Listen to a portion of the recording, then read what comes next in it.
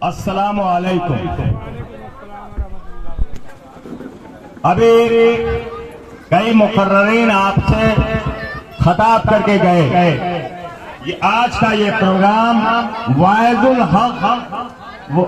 हक educational social welfare charitable trust, जिसके secretary हैं मोहम्मद गुलाम सरवर और जिसकी मेजबानी कर रहे हैं जनाब शमीम साहब, इकबाल साहब, उनकी तरफ से ये प्रोग्राम है।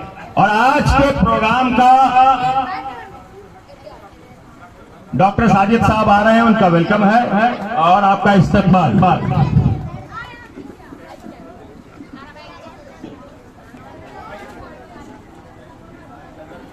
चलिए आप लोग बैठ जाइए प्लीज।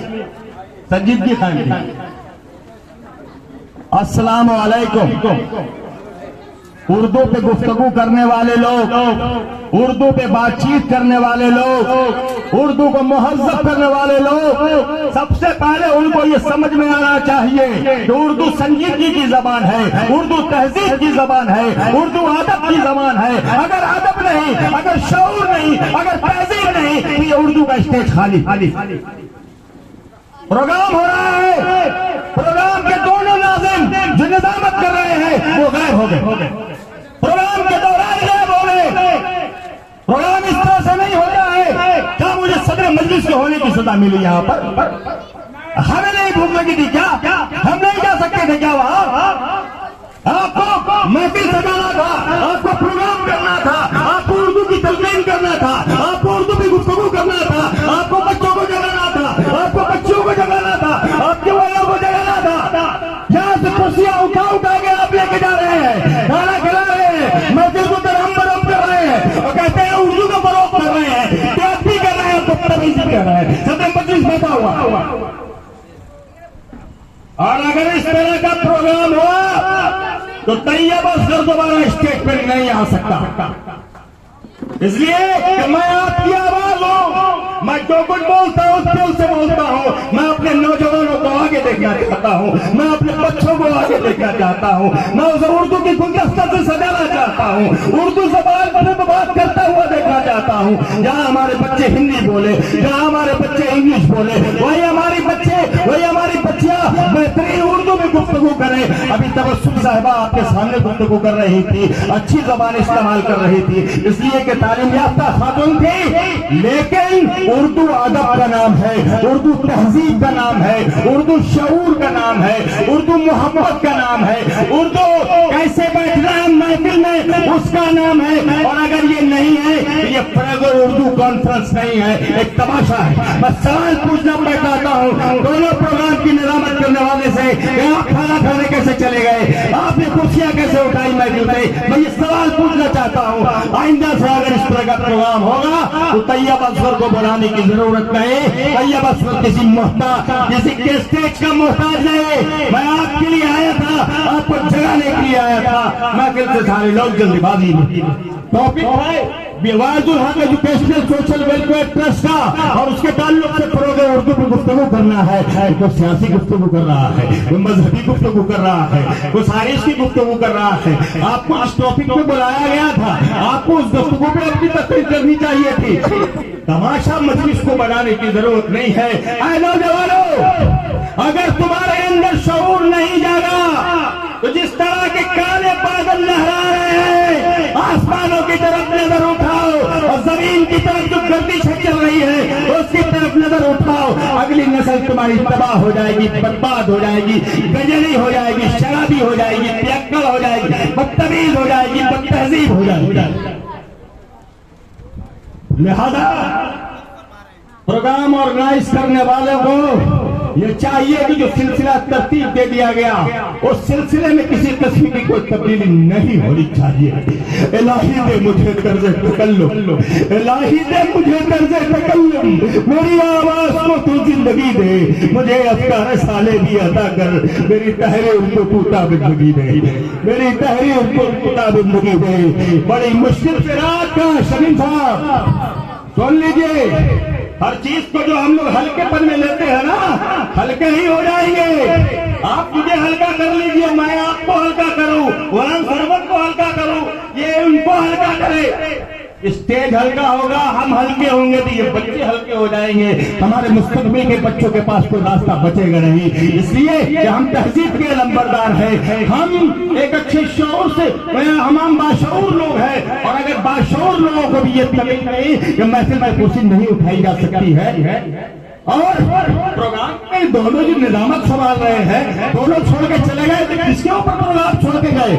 और अगर आपको खाना ही खाना जाना था तो इतना कर देते शुरू से निजामत नहीं संभालेंगे। हम निजामत करने के लिए मौजूद थे यहाँ पे, सर मजीदी बहुत अच्छी निजामत कर सकते थे। बड़े मुश्किल से राहत का कोई रास्ता निकलता है। नौजवानों शेर सुनो, उर्दू सीखोगे तो यही सब बोलोगे। बड़ी मुश्किल से राहत का कोई रास्ता निकलता है, पहाड़ों का कलेजा चीर कर दरिया निकलता है। बड़ी मुश्किल से राहत का कोई रास्ता निकलता है, पहाड़ों का कलेजा चीर कर दरिया निकलता है। चट्टाने भी समझती है मेरी तशना लबी शायर, चट्टाने भी समझती है मेरी तशना लबी शायर, जहाँ एड़ी रगड़ता हूँ वही चश्मा निकलता है, जहाँ एड़ी रगड़ता हूँ वही चश्मा निकलता हो। जनाब गुलाम सरवर साहब आप आगे बढ़े। वाहिदुल हक सोशल वेलफेयर चैरिटेबल ट्रस्ट इंशाअल्लाह आगे बढ़ेगा। आप इत्मीनान रखें, सब्र के साथ चले। नशीबो फराज होता है, कभी उलट फैर होता है, इसलिए कि हर तरह के लोग हैं, हर तरह का मिजाज है। आप किसको बुलाएं किसको नहीं बुलाएं, इसकी वजह से जो प्रोग्राम को जो ऑर्गेनाइज करते हैं उनको भी लगता है कि फला नाराज हो जाएगा अगर हम नहीं बोलेंगे, फला नाराज हो जाएगा अगर हम नहीं बुलाएंगे। नतीजतन ये होता है कि बाद लोग टॉपिक से हट जाते हैं या फिर उन्हें नहीं डिफाइन किया गया कि किस टॉपिक पे बात करना है। दो में से एक चीज की कमी रह गई है। बारगाह चंद्रदीप से जो आज ये पैगाम जा रहा है, मैं तो बिहार एजुकेशनल कॉन्फ्रेंस के सदर के हैसियत से या कन्वीनर के हैसियत से नहीं, आज वाइजुल हक ट्रस्ट के हैसियत से इससे जुड़े हुए से मैं बात आपसे कर रहा हूँ। ऐ नौजवानों उठो, उर्दू को अपने घर की जीनत बनाओ। ऐ नौजवानों उठो, अपने बच्चों को उर्दू सिखाओ। ऐ नौजवानों उठो, समाज से बदतमीजी को हटाओ। ऐ नौजवानों उठो, समाज से बदतहजीबी को उठाओ। नहीं तो किसी ने बहुत बेहतरीन शेर कहा है, जरा शेर सुन लीजिए मौला और मैं चाहूंगा कि शहनवाज साहब भी जरूर सुने और शमीम साहब भी जरूर सुने, और यहाँ पे हमारे दोस्त अजीज जनाब खालिद बेग साहब भी तशरीफ लाए हुए हैं, इसलिए कि आप लोग समाज के आईना है, आप समाज की रहनुमाई करते हैं। आइए किसी शायर ने, जनाब अब्दुल रहमान साहब बड़े भाई, किसी शायर ने कहा है, यह है आंख वालों की बस्ती, यह है आंख वालों की बस्ती, मगर अंधे हुकूमत कर रहे हैं। यह है आंख वालों की बस्ती, यह है आंख वालों की बस्ती, मगर अंधे हुकूमत कर रहे हैं। मगर अभी साहब, यह है आंख वालों की बस्ती, मगर अंधे हुकूमत कर रहे हैं, मगर अंधे हुकूमत कर रहे हैं। हमारे गांव की हालत बुरी है, हमारे नौछापा बह गया यहाँ पे, हमारे गांव की हालत बुरी है, शरीफ लोग हिजरत कर रहे हैं। हमारे गांव की हालत बुरी है, शरीफ लोग हिजरत कर रहे हैं। और याद रखिएगा कि उर्दू इनकलाब की जबान है और इस जबान को वापस हिंदुस्तान में आना है। इस जबान को सिर्फ मुसलमानों की जबान ये नहीं है, ये जबान पंडित जगपत नारायण का भी है, तो ये प्रोग्राम जोशमले आबादी का भी है। ये जबान अगर इकबाल का है तो ये जबान फराब गोरखपुरी का भी है।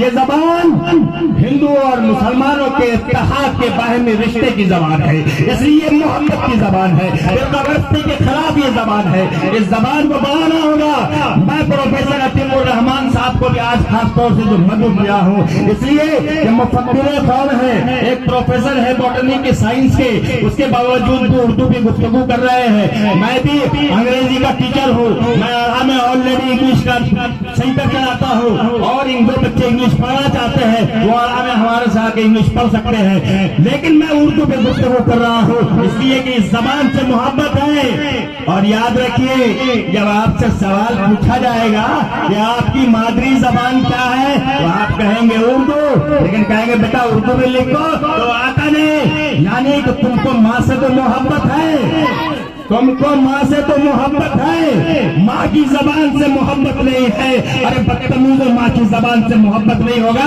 तो बच्चों का हाल देखो। बाल अभी जवान है, 22 साल का, 24 साल का। अरे बदतमीजों, समाज के नंबरदारों, समझाते क्यों नहीं हो उनको कि पहले तो ये होता